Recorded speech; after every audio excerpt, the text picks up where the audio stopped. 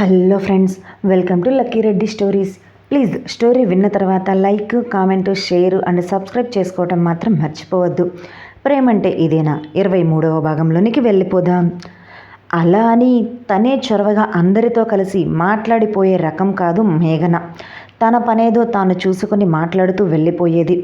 ఆకాష్ తన దగ్గరకు వచ్చి తనతో మాట్లాడుతూ కలిసిపోయి ఉండేవాడు. ఒక్కసారిగా తనను దూరం పెట్టేసరికి తను భరించలేకపోతుంది. అది కారణం ఏంటి అనేది ఆమెకే తెలియదు. అలా ఆకాష్ దూరంగా ఉన్న ఆ 3 రోజులు కూడా చాలా డల్గా ఉంటుంది మేఘన. ఆకాష్కి కూడా మేఘన దూరంగా ఉండేసరికి మనసులో ఏదో వెలితిగా అనిపిస్తూ ఉంటుంది. కానీ ఆ ఫీలింగ్ పేరేంటి అనేది తనకి అర్థం కావటం లేదు. తను వర్షతో బయటకు వెళ్ళి ఎంజాయ్ చేస్తూ ఉన్నా కూడా పక్కన మేఘన ఉంటే బాగుండేది అన్న ఫీలింగ్ కలుగుతుంటుంది. కానీ ఆ ఫీల్ని మాత్రం మేఘనతో షేర్ చేసుకోకుండా బయటకు పెట్టకుండా ఎప్పటిలా పైకి నవ్వుతూ వర్షతో ఉంటాడు. ఆకాష్ వర్షని ఇంటి దగ్గర వదిలిపెట్టి మేఘన వర్క్ చేస్తున్న బేకరీ దగ్గరకు వెళతాడు. ఆ రోజు బేకరీలో ఫుల్గా జనాలు ఎక్కువగా ఉండటంతో బేకరీ అంతా కూడా ఖాళీ లేకుండా కనిపిస్తుంది. అతను మేఘనతో మాట్లాడాలి అనిపిస్తే ఇలా జనాలు ఫుల్గా బేకరీలో నిండా కనిపించడంతో ఆమెకు వర్క్ ప్రెషర్ ఎక్కువగా అలా వర్క్ చేస్తూనే కనిపిస్తుంది. ఆకాష్ రావటంతో అతని దగ్గరకు వచ్చిన మేఘన ఏం కావాలో అడగటానికి మాత్రమే వస్తుంది. అక్కడ వర్క్ చేసే ఒక వర్కర్లా ఆకాష్ ఏమీ వద్దు అనటంతో తను సైలెంట్గా వెళ్ళిపోతుంది. ఆకాష్ సైలెంట్గా మేఘన చేస్తూ ఉన్న వర్క్ని గమనిస్తూ తననే చూస్తూ ఉంటాడు. అప్పటి వరకు బయట పిల్లలతో సరదాగా ఆడుకుంటూ ఉన్న భాషిత పిల్లలందరూ కూడా ఇంటికి వెళ్ళిపోవటంతో ఇక బేకరీ లోపలికి వస్తుంది. లోపల ఉన్న జనాన్ని చూసి అమ్మో ఈరోజు చాలామంది ఉన్నారు అనుకుంటూ పక్కన ఉన్న క్యాన్లో వాటర్ తాగి ఎప్పటిలా ఒక పక్కన కూర్చొని చుట్టూ చూస్తూ ఉంటుంది. అప్పుడే తనకి ఆకాష్ కనిపిస్తాడు. హే, అంకుల్ వచ్చాడు అనుకుంటూ ఆనందంగా భాషిత ఆకాష్ దగ్గరకు వస్తుంది. కానీ ఆకాష్ భాషితని చూడకుండా మేఘన వైపే చూస్తూ ఉంటాడు. కనీసం పక్కన భాషిత వచ్చింది అని కూడా గమనించడు. ఆమె ఎటు వెళ్తుంటే అటు తన కళ్ళను మేఘన వైపే తిప్పుతూ ఉంటాడు.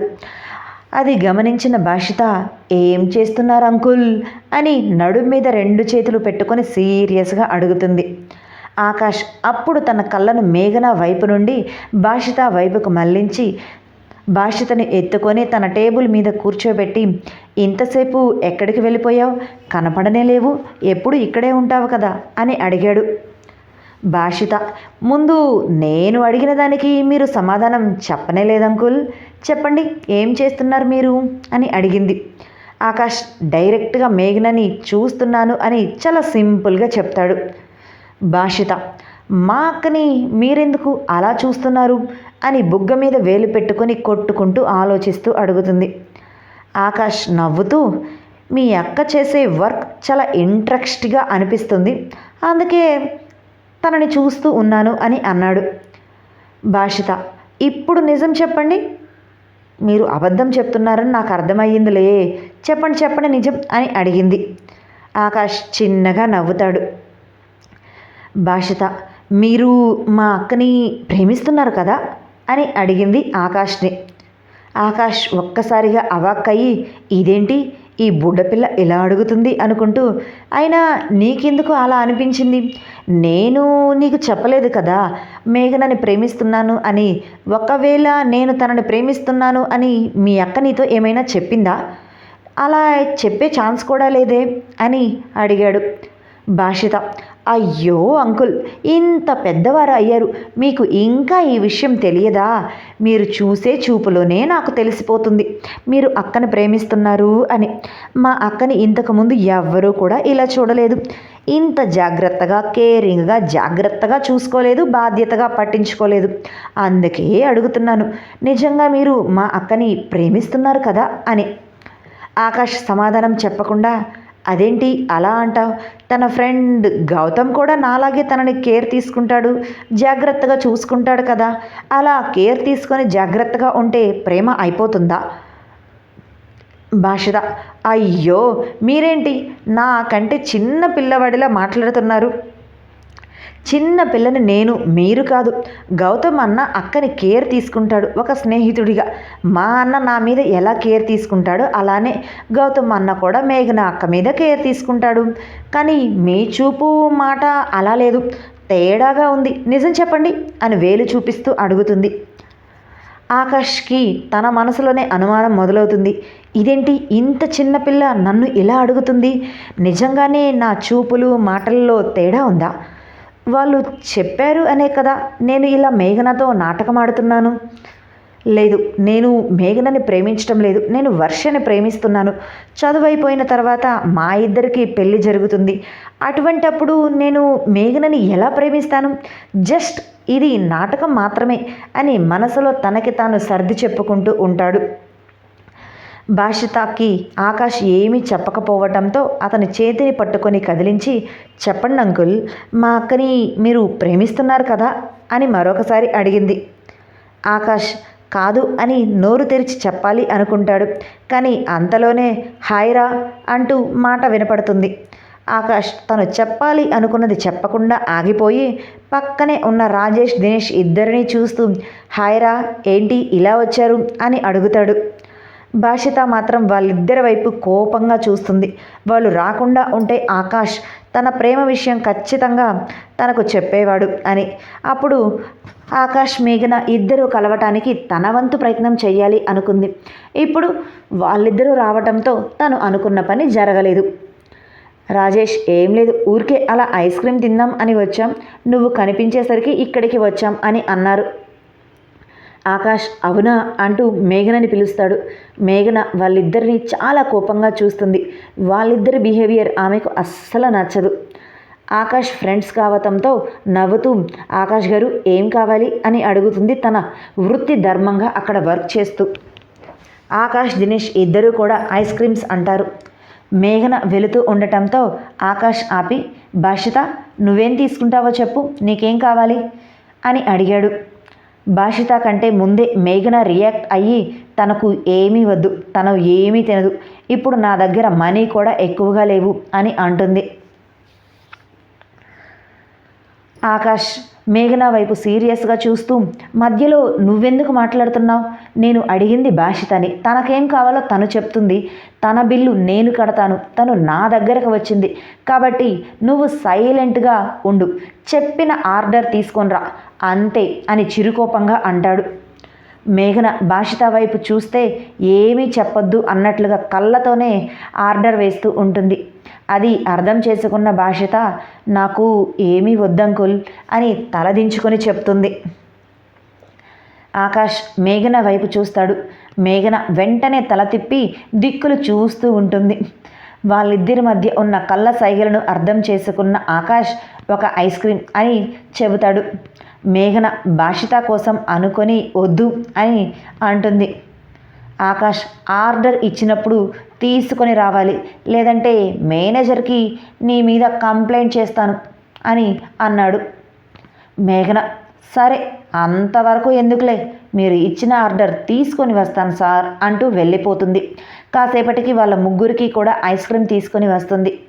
భాషిత సరే అంకుల్ నేను వెళ్తాను అని కిందకు దిగుతుంది. ఆకాష్ నీకోసమే ఈ ఐస్ క్రీమ్ తిను అని భాషితకి ఇస్తాడు. భాషిత వద్దు, నువ్వు నాకు ఇలా ఐస్ క్రీమ్ ఇచ్చావు అని తెలిస్తే అక్క తిడుతుంది అని అంటుంది. ఆకాష్ మీ అక్క ఏమీ అనదు, నేను ఇక్కడే ఉన్నాను కదా తిను అని ఆమె చేతికి ఐస్ క్రీమ్ ఇచ్చి నవ్వుతూ అంటాడు.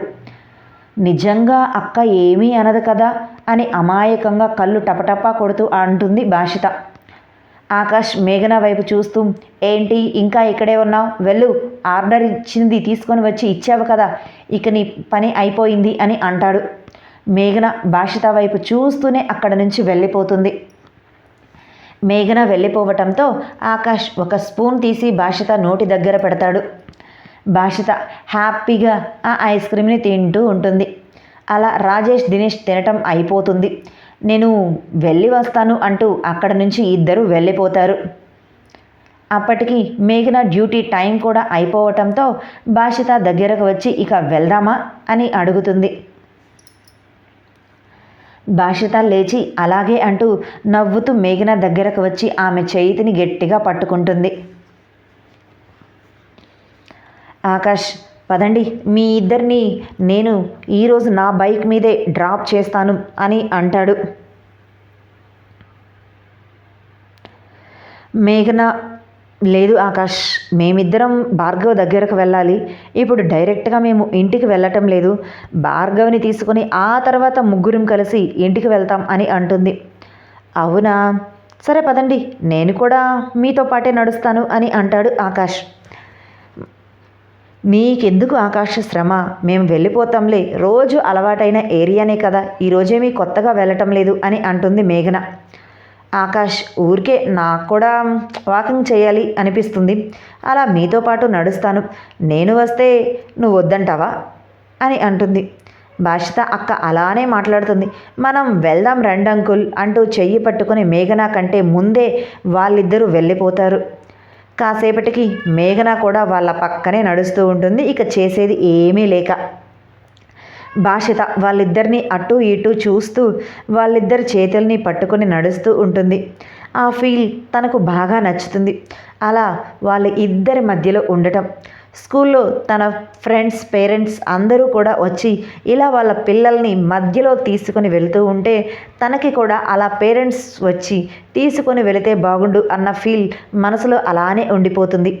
ఇప్పుడు తన అక్క పక్కన ఆకాష్ అంకుల్ ఇద్దరి మధ్యలో నడుస్తూ ఉంటే కొంతలో కొంత తను ఆ ఫీలింగ్ని సాటిస్ఫై అవుతూ నడుస్తూ ఉంటుంది. నిజంగా తన పేరెంట్స్ వచ్చి అలా నడిపిస్తారు అని కోరుకోలేదు, కానీ ఆ ఫీల్ కోసం అలా ఎంజాయ్ చేస్తుంది. కాసేపటి తర్వాత భాషిత, అంకుల్ నన్ను ఎత్తుకోండి, నాకు కాళ్ళు నొప్పులు వస్తున్నాయి అని ముద్దుగా అంటుంది.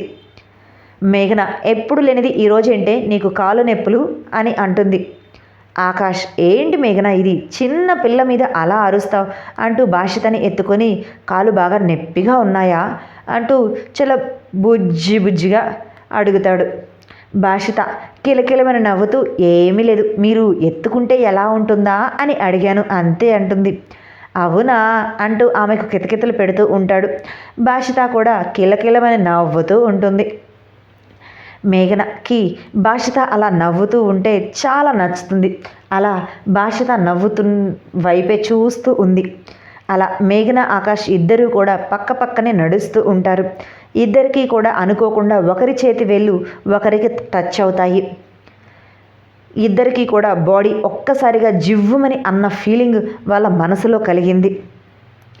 మేఘన ఆకాష్కి దూరం జరిగి తన చేతి వైపే చూసుకుంటూ ఉంటుంది. అది ఎందుకు అనేది ఆమెకే తెలియలేదు. ఇదండి ఇవాళ స్టోరీ. మరలా రేపటి భాగంతో కలుసుకుందాం.